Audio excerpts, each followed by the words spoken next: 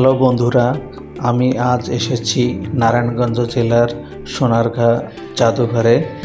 আজ আমি আপনাদেরকে সোনারগাঁ জাদুঘরে খুবই সংক্ষিপ্ত আকারে জাদুঘরের ভিতরে ঘুরে ঘুরে দেখানোর চেষ্টা করব। তো চলুন কথা না বাড়িয়ে যাওয়া যাক জাদুঘরের অভ্যন্তরে। আমি জাদুঘরের মেন দরজা দিয়ে প্রবেশ করছি।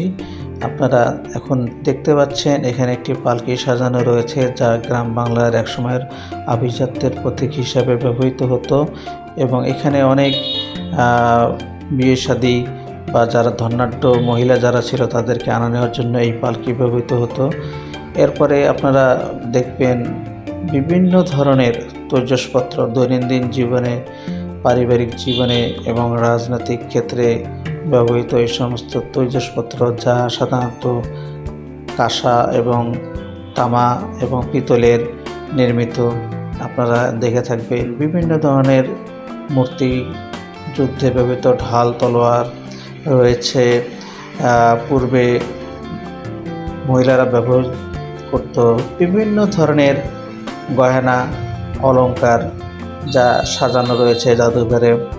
এরপরে আপনারা দেখবেন বিভিন্ন ধরনের তৈজসপত্র, দৈনন্দিন জীবনের থালা বাটি, গ্লাস, জগ, পাতিল, কলস, এই সমস্ত জিনিসগুলো আপনারা প্রত্যেকটি থাকে থাকে সুন্দর করে সাজানো রয়েছে, যা দেখলে সত্যি মন জুড়িয়ে যায় এবং এত সুন্দর কারুকার্য খচিত, যা সত্যি অতুলনীয়।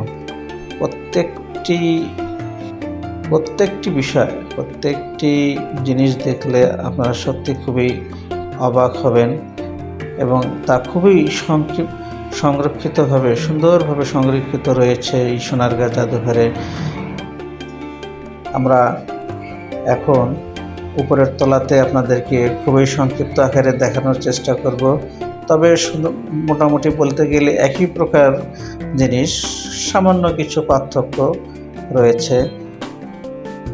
আপনারা অবশ্যই সোনারগাঁয়ে আসবেন এবং এগুলো দেখে আপনারা নিজেরা ধন্য হবেন।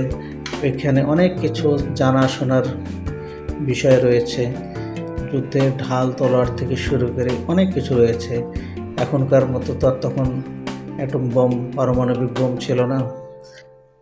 আপনারা দেখতে পাচ্ছেন, আপনাদেরকে খুবই সংক্ষিপ্ত আকারে দেখানোর চেষ্টা করছি, কারণ এত বিস্তারিত যদি ভিডিও করে দেখানো যায় তাই ভিডিওটি অনেক বড় হয়ে যাবে। আশা করি আমাদের ভিডিওটি আপনাদের ভালো লেগেছে।